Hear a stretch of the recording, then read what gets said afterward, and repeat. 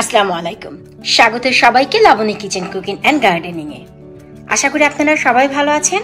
বেশ কিছুদিন যাবত অনেক রিকোয়েস্ট পাচ্ছিলাম আমার ঘরে লেবু বীজ থেকে একটি লেবু গাছ বানিয়েছিলাম, সে গাছটির কি অবস্থা। তাই ভাবলাম এতদিন যাবত রিকোয়েস্ট পাচ্ছি, তাই ভিডিওটি তো অবশ্যই করতে হয়। আমি বলবো এই হচ্ছে আমার বর্তমান অবস্থান। আমি একটু দেখাচ্ছি, আপনারা একটু লক্ষ্য করলে বুঝতে পারবেন যে অনেক ঠান্ডায় গাছটি মরে যায়নি, বেঁচে আছে, কিন্তু অনেক বেশি বাড়তে পারছে না।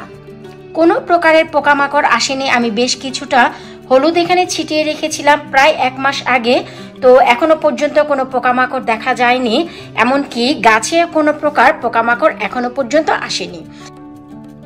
তবে গাছের গ্রোথ কিন্তু যে অনেক বেশি তা নয়, গাছটি বেঁচে আছে, মরে যায়নি, এটাই হচ্ছে আমার কাছে অনেক বড়। কারণ এই গাছটি আমার নিজ বীজ থেকে বানানো, তাই খুব ভালোবেসে আমি গাছটিকে ঘরে রেখেছি। আর আমরা সবাই জানি যে লেবু গাছের জন্য অনেক বেশি তাপমাত্রার প্রয়োজন হয়। ঘরে এনাফ তাপ তো পাচ্ছে, কিন্তু বাহিরের যে অ্যাটমসফিয়ার আসলে তা আমরা কখনোই ঘরে দিতে পারবো না। বাহিরে দেখা যায় ঠান্ডা গরম সবকিছু মিলিয়ে খুবই চমৎকার একটি ওয়েদার গাছ পায়।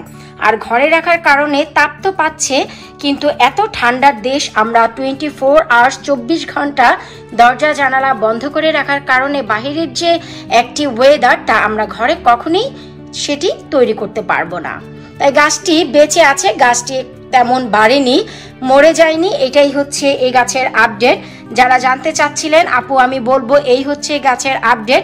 গাছটি খুব ভালো আছে, খুব বেশি বাড়েনি, এবং নিচের দিকে একটু লক্ষ্য করলেই দেখবেন আমি তেমন বেশি পানি ব্যবহার করি না।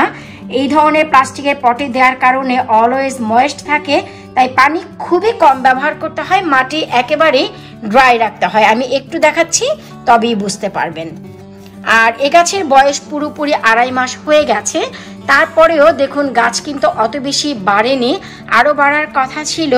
আর যেহেতু এখন ঠান্ডা, তাই আমি তা খাবারও দিচ্ছি না। আমি এই গাছে তেমন কোনো খাবার ব্যবহার করিনি জন্মের পর থেকে।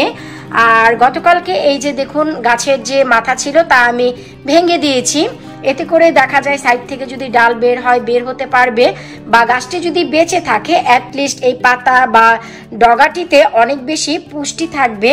কারণ উপর দিক থেকে মাথাটি ভেঙে দেওয়ার কারণে গাছের গ্রোথ অনেক ভালোভাবে বেড়ে থাকে। আর যেহেতু তেমন ভালো ওয়েদার পাচ্ছে না, শুধু তাপ পাচ্ছে আর বাহিরের মতো পরিবেশ দিতে পারছি না, তাই আসলে এত ভালো গ্রোথ হচ্ছে না। আর আমরা সবাই জানি কম বেশি যে লেবু গাছ বেশিরভাগ সময় ডরমেন্ট পিরিয়ডে থাকে, ঘুমন্ত অবস্থায় থাকে। তাই এ গাছে খাবার বা পানি খুব কম দিলেই চলে। ইচ্ছা আছে গাছটিকে বাঁচিয়ে রাখার এবং নেক্সট সামার পর্যন্ত আমার এই গাছটিকে টিকিয়ে রাখার। যারা জানতে চাচ্ছিলেন যে আমার লেবু গাছের কি অবস্থা, এই হচ্ছে পজিশন। এখনো পর্যন্ত আমাদের এখানে -3 ডিগ্রি যাচ্ছে। এই গাছটি আমার ঘরে আছে, আর আরও একটি হার্ডি লেমন আমার গার্ডেনে আছে। তা আমি নেক্সট উইকে লেবু তুলে ছাঁটাই বাছাই করে ঘরে নিয়ে আসবো, তার অবশ্যই একটি ভিডিও আমি আপনাদের সাথে শেয়ার করব। যারা জানতে চাচ্ছিলেন লেবু গাছের আপডেট, তো আমি তাদের জন্য আজকে এই ভিডিওটি করছি। এই যে দেখুন যে পাতাগুলো সতেজ আছে একেবারেই। আমি একটু দেখাচ্ছি, দেখুন যে ঘরের তাপমাত্রায় বদ্ধ পরিবেশে থাকার কারণে তেমন কিন্তু বাড়তে পারছে না।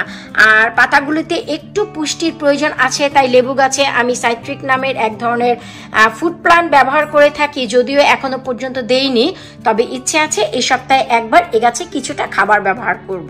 এতে করে পাতাগুলো আরো অনেক বেশি ডার্ক হয়ে যাবে আর অনেক বেশি গ্রিন হবে। আর লেবু গাছটি বেঁচে আছে, এই হচ্ছে বর্তমান আপডেট। লেবু গাছে তেমন কোনো যত্নের প্রয়োজন হয় না। আপনাদের ঘরে যাদের লেবু গাছ আছে নিশ্চিন্তে ঘরে রেখে দিন।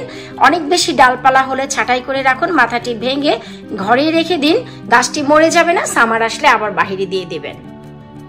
আশা করব ভিডিওটি আপনাদের ভালো লেগেছে। যদি নতুন কিছু জানতে ইচ্ছা হয় কমেন্ট সেকশনে কমেন্ট করবেন।